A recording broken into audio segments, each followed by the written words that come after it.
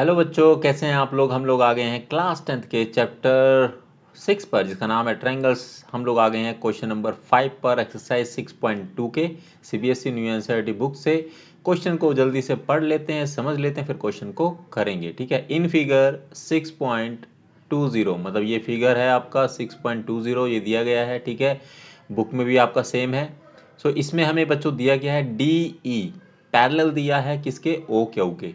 ठीक है, ये डी ई जो है वो पैरेलल है इसके, और जो डी एफ है वो पैरेलल है ओ आर के। ये हमें दिया गया है, यानी गिवन क्या है वो लिख लेते हैं सो दैट हमें क्लियर हो जाए। ठीक है, गिवन हमें जो दिया गया बच्चों वो है डी ई पैरेलल है ओ क्यू के। ठीक है, एंड डी एफ जो है वो पैरेलल है किसके, ओ आर के, ओ आर के। ठीक है, ये क्यू है, ठीक है, क्यू है बेसिकली।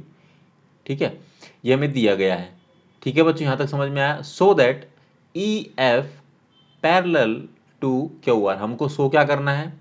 ठीक है, टू शो क्या करना है, हमको दिखाना है ई एफ जो है वो पैरेलल है किसके, क्यू आर के। मतलब हमको यहाँ पर कन्वर्स ऑफ पीपीटी का इस्तेमाल होगा। ठीक है, वेल ठीक है।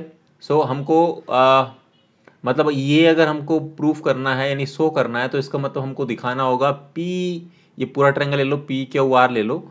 जब इन दोनों का रेशियो पी ई बाय में ई क्यू और पी एफ बाय में एफ आर, ये आपस में इक्वल होगा, इन दोनों का रेशियो, तभी E F is equal to Q R होगा। ये तो आपको समझ में आ गया होगा। ठीक है, बीपीटी थ्योरम से।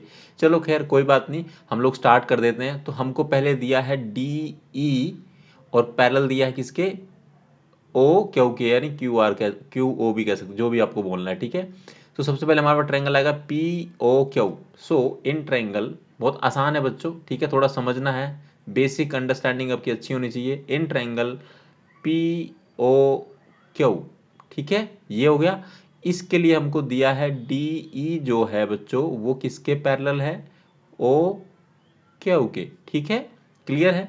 सो यहां से वी कैन से दैट, जैसे भी आपको बोलना है तो हम बोलेंगे इसको पी ई, ठीक है, बाय में ई क्यू।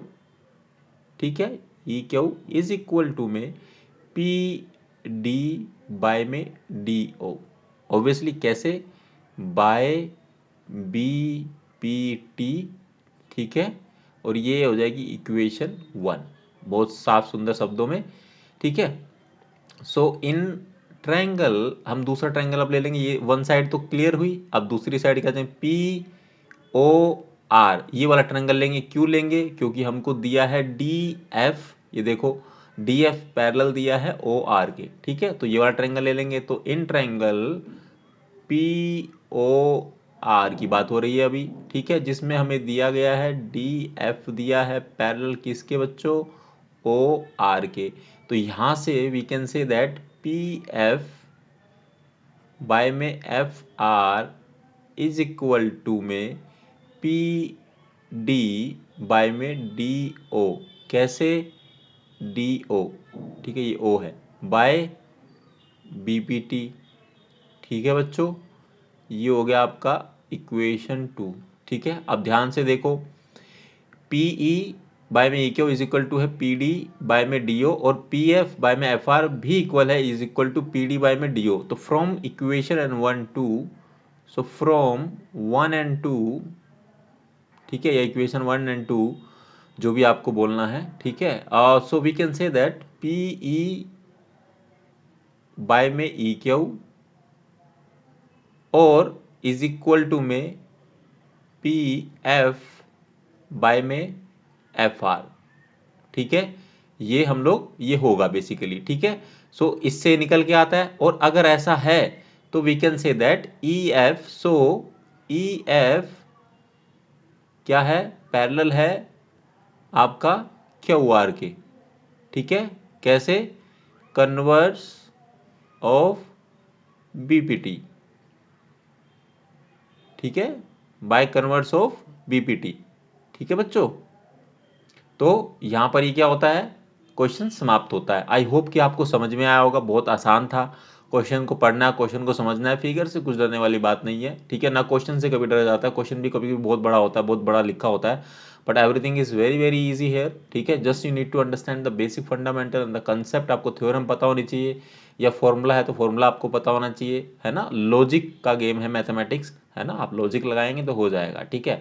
बड़ी क्लासों में क्या होता है कि इन सब का कॉम्बो आ जाता है, ठीक है। तो आप लोग समझते हो कि एग्जाम्स में भी कॉम्बो आ जाता है, then where you have to use area of triangle something, then you have to use the same chapter की जो आपकी जो भी थ्योरम होती है वो लगाना होता है, ठीक है। तो वो चीज़ें आती है, तो लॉजिक का गेम आ जाता है।